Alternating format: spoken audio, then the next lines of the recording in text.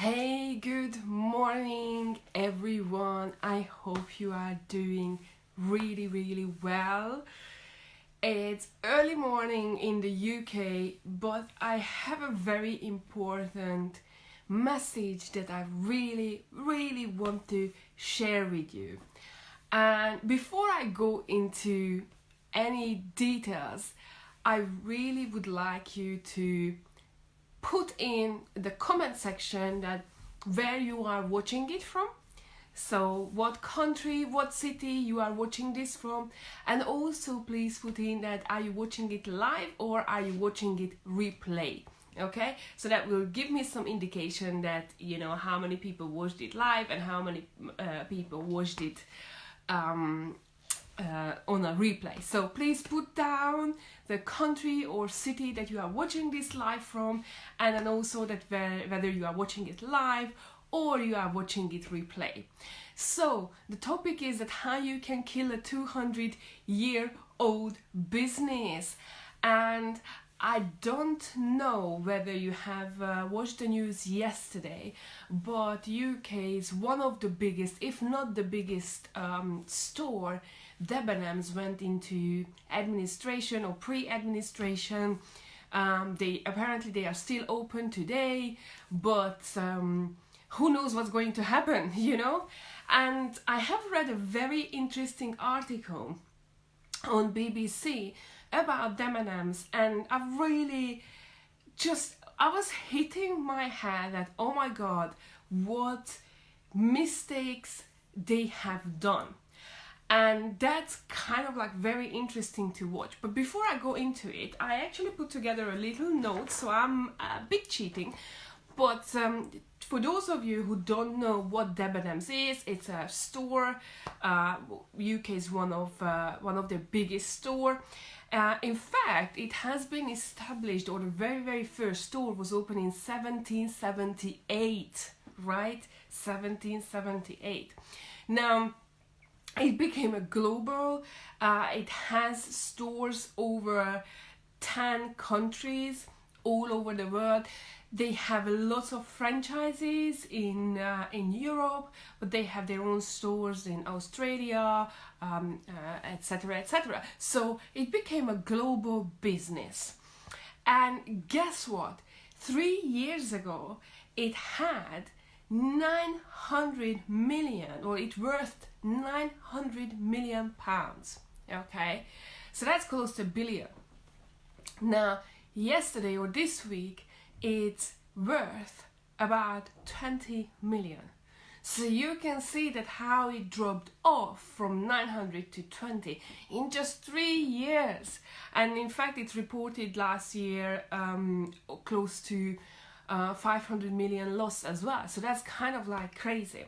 But what happened to Debenhams to get here? And I think that this is what we really want to examine. And I want you to listen carefully, because at the end of the day, it doesn't matter what business, what industry you are in.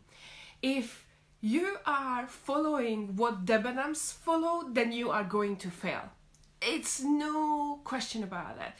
But if you are willing to, in fact, take a step, get out of your comfort zone, whatever it means to you, and just go with how the world is changing, then you are going to be successful. And it's not rocket science.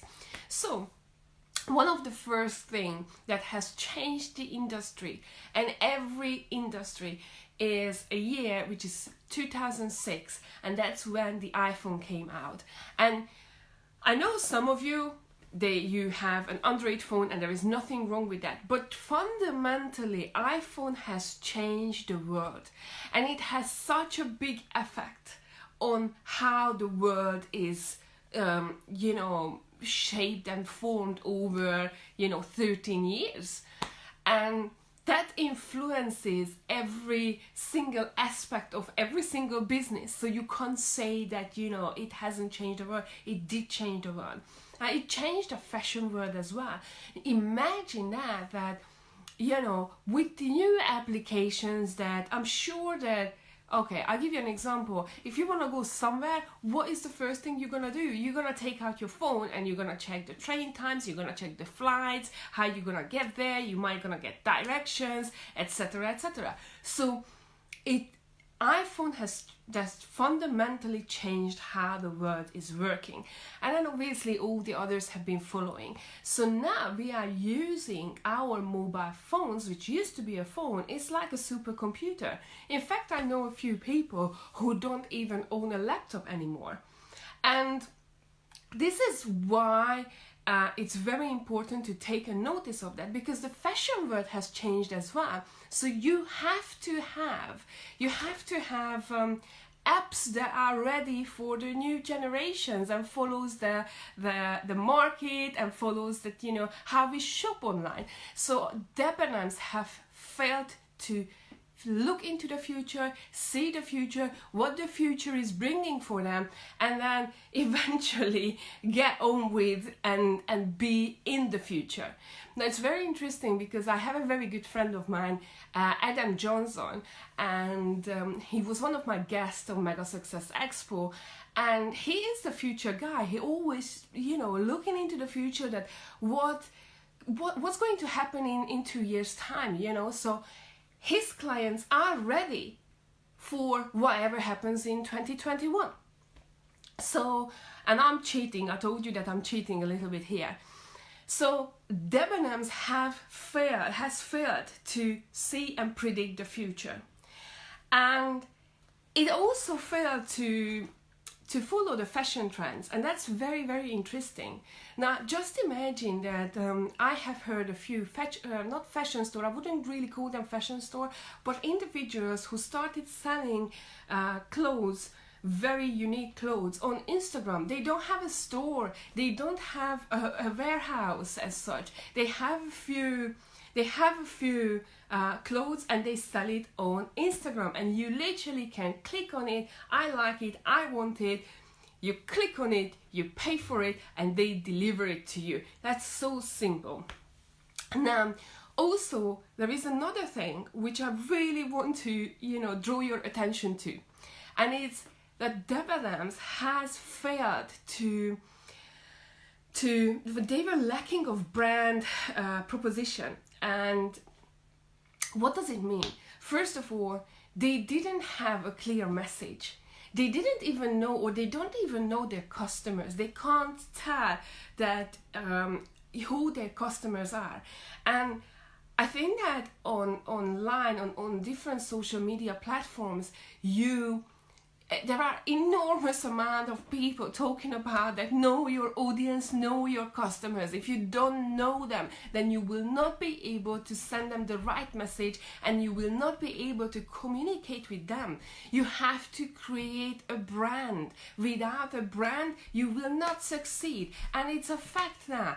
And it's not just company brands. I had multiple, you know, speeches about how to build your personal brand. It doesn't matter whether you are a CEO. You have to have your own personal brand, and you have to have a company brand, and you have to have a personal brand, and you have to build on it. You cannot afford not to be on social media. I had many people, CEOs, high-level managers, who kept telling me that, oh yeah, I'm not on LinkedIn, I'm not on Facebook, you know, I can't be bothered. Well, I'm so sorry, but the bad news is that you have to be bothered, you know, because I check on different people, and I check their social profile, and I check that what they do, and that will give me a clear, you know, if they have a good brand, then it will give me a very good indication what kind of people they are, you know, and what they are doing. Are they passionate about? They are not passionate about what they do, etc., etc. Or maybe it will indicate something that, well, I don't like, and maybe I will choose not to work with them. So it's very, very important for everyone to have a personal brand, have a company brand. These are separate, but you know what's your brand, you know your brand message, and you know who your customers are. And unfortunately, Debenhams has in fact lacks of that, and moreover, they don't even know what, you know, how they differ from any other competitors. Now, you know, what is the extra that you deliver that others don't deliver, you know? And I think that if you are listening to my podcast, you know, these are the topics that I continuously keep talking about because they are very important. And, you know, some of you still don't recognize that how important it is. So you have to recognize it. Another interesting fact why they have failed is they invested in properties. And even last year and a couple of years ago, they still were talking about that how many stores they are going to open. Now, just imagine that, you know, Amazon is flying high with, you know, with their online store, and they make it possible to, you know, deliver products within a few hours. In fact, I had that I ordered it in the morning, and you know, I have received the product early afternoon. So how cool is that? Again, this just shows you that they were not predicting the future. They were still living in, you know, what used to be really, really good, you know, opening stores. Now just imagine, and if you keep planning opening stores and you know, then you have to, there are so much cost that you accumulate without, in fact, you know, instead of reducing it, and there are so many ways to reduce it. So if you have a store, you have to, you know, pay the lease, you have to pay rental, you have to have people in it, and they have to help the customers, and you know, you have to have security, and there are so many other things that, you know, utilities cost is like in London, it's like sky high. So these are the things that, these are just costs, and you haven't sold anything yet. Just imagine what is the cost if you have an online store on the other hand, and you have maybe a warehouse where you have a few people who will ship, you know, package the products, etc., etc. How much can you save on it? I leave it with you, but I think that this is very, very important. So the other thing that Debenhams always done, and I'm gonna be very honest with you, this was the only time I went to the store, which was the Blue Cross sale. Now, if you are in UK, you know what Blue Cross sale is, which is like 90 to 70% off from all the items, and Debenhams opens like 5 or 4:30 in the morning, and people are queuing up, and they are, you know, rushing into the store to get their bargains. And it's very good for the people, but the prices, you know, it's not a cheap, I wouldn't call that, it's not I wouldn't say it's cheap, but it's not, you know, it's a high price products that they are selling. Now, just imagine that if you keep saying that, oh, there's going to be Blue Cross sale, where you're gonna get 90% off, then it's a human nature that if I know that I can get it cheaper, then I'm not going to buy it. And then in fact, you are decreasing the value of your product.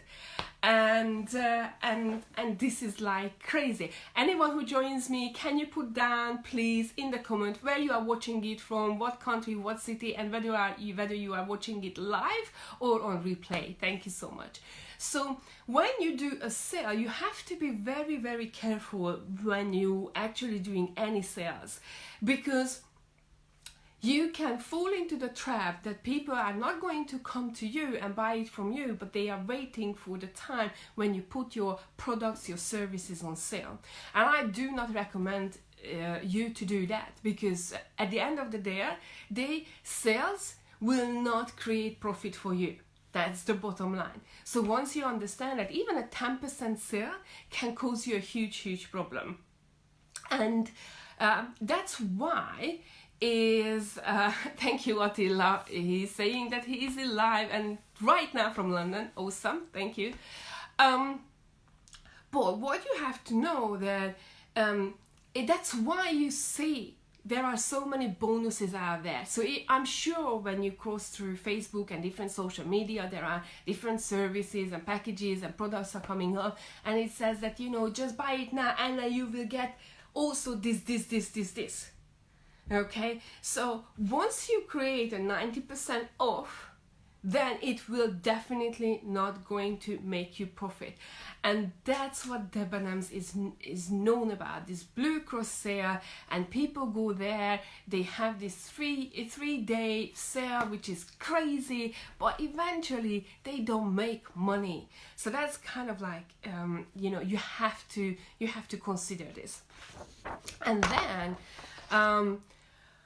the third thing, which is debts and costs. Now, also, investing in properties is great stuff, but you have to be very, very careful. Debenhams have invested in properties in a way that they have signed 20-25 years leases. And you don't know, I don't think that in today's world you know exactly that what's going to happen in 20-25 years. You can have an indication, but if you had almost 500 million lost the previous year, then I would really, really struggle to understand why you didn't check that how you will be able to reduce your cost. If it means that you close your stores, then that's fine, then you have to do that. Yeah, it will come, I'm sure, I don't know, obviously the lease agreements, etc., etc. And sometimes if you finish a lease, there is probably some punishment, financial punishments or fees that you need to pay, but maybe that's still less and worse to do than being in the lease, for long term. And especially if you are generating loss, then there is no point to do that. And sometimes you have to cut certain things. And is it painful? Yes, it is painful, but sometimes you need to take 1, 2, 3, 4, 5 steps back in order to take 10 forward. So that has been a crazy, and how much they invested in properties. Now just imagine that if last year they were still planning to open stores, then it just says that they have no idea how the world works. And it's quite sad because I used to work for a company, and I will not mention the name, but I used to work for a company, and the reason that I left was because everyone was saying to me that this is what we are doing for 20 years and it works. And I kept saying the opposite, that I get it that it works, but we can do it this more efficiently, more faster, save time or free up time, save energy, and then actually maybe do it slightly less money. And they didn't understand it, and I couldn't stay in that environment. And for me, Debenhams is exactly the same thing. This is something that if you have, like, in the management level or higher, you have people who keep saying, and I'm not saying that they said it, but for me, this is what it indicates, that, this is good. And all the signs that I told you, I think that it shows you as well that this is what they were thinking, that hey, this is what we've been doing for over 200 years, it was working. Well, guess what, the change has worked. We have iPhone, we have, we are carrying, all of us carrying a supercomputer in our pockets. So no, unfortunately you have to change. How you change is how you succeed. It's so simple. And once you follow this trend, it's going to be easy. Changes is good. Changes is always going to bring you happiness. I keep saying that. And then people don't realize that. So I think that you have to, and going back to this company that I worked for, it's very interesting that, as I said, that they kept saying that, hey, this is what we do for 20 years, it works, it's absolutely fine. And I was like, well, you know what, I can't stay in an environment like that, because at the end of the day, the push towards all my innovation ideas that I had at the time was so hard that I was like, well, okay, I get that, but let's move on, and I don't want to live in in the past. Simple as that. And so really, I think Debenhams and Debenhams example is a great example how you can kill a 200-year-old business. In fact, it's more than 200-year-old business. And I don't want you to fall into this trap. So I hope that you learned from this life. I hope that you will see the different things, and if you are doing anything that, for example, Debenhams have been doing, or it's very, very similar to what you do, and you can see now that how you can change, then I highly, highly recommend you to change, because it's very important that, you know, you follow the trends, you follow the technical inventions. And yes, it is uncomfortable, I get that, but at the end of the day, it will bring you the desired success, money, happiness, whatever it is mean to you, really. So thank you all of you for joining me. I'm so happy that you guys have been here.